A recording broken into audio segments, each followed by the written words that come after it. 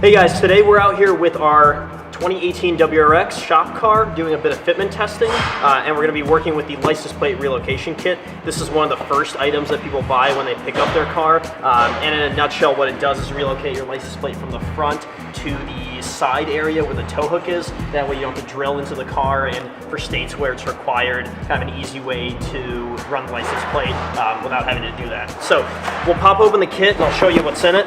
You're going to see a package by card and some packaging materials. Then the tow hook bolt itself is wrapped up in the styrofoam sleeve. You'll notice the hardware spacers and U-bracket here.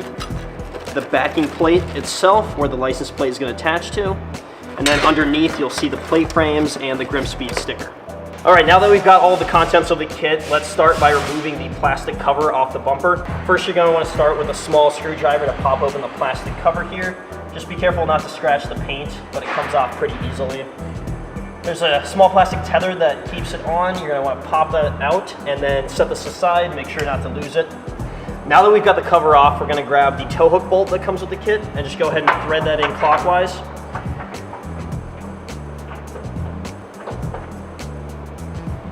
Go ahead and grab a 17mm socket and put a little bit of force on it. Make sure it's nice and snug, that way it doesn't come off when you're driving on the highway.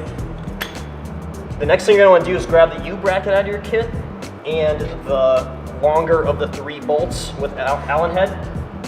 Thread that in by hand. You'll see a little blue Loctite on there, so when it starts feeling a little tight, you can use your 5mm Allen wrench to thread it the rest of the way.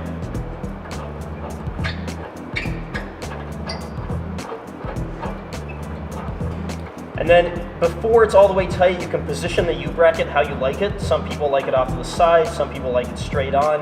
I usually do a little bit of an angle just to make sure that the backing plate won't touch any of the paint, because there'll be a little bit of flex in it with the wind and driving conditions. But go ahead and get that in there snug, that way it doesn't move around on you. You can grab the other 2 smaller Allen head bolts and the backing plate. Now the backing plate has a series of cutout sections here. That means that you can mount it whichever way you like. Some people like to mount it up, down, maybe off to the side. Usually I do it right down the middle.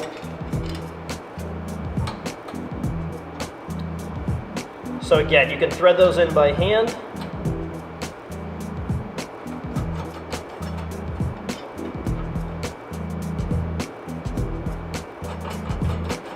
And use that 5mm Allen wrench to tighten things up.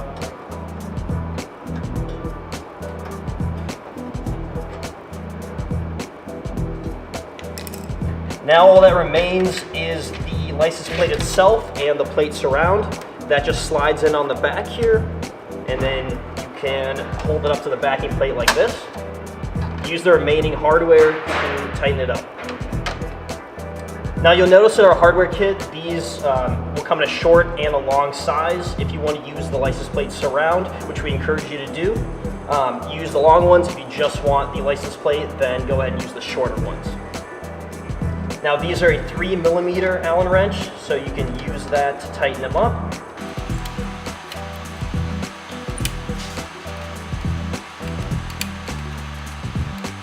And there you have it, the GrimmSpeed license plate relocation kit.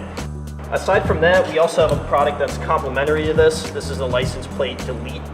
Basically, it's a metal plate with our name in it.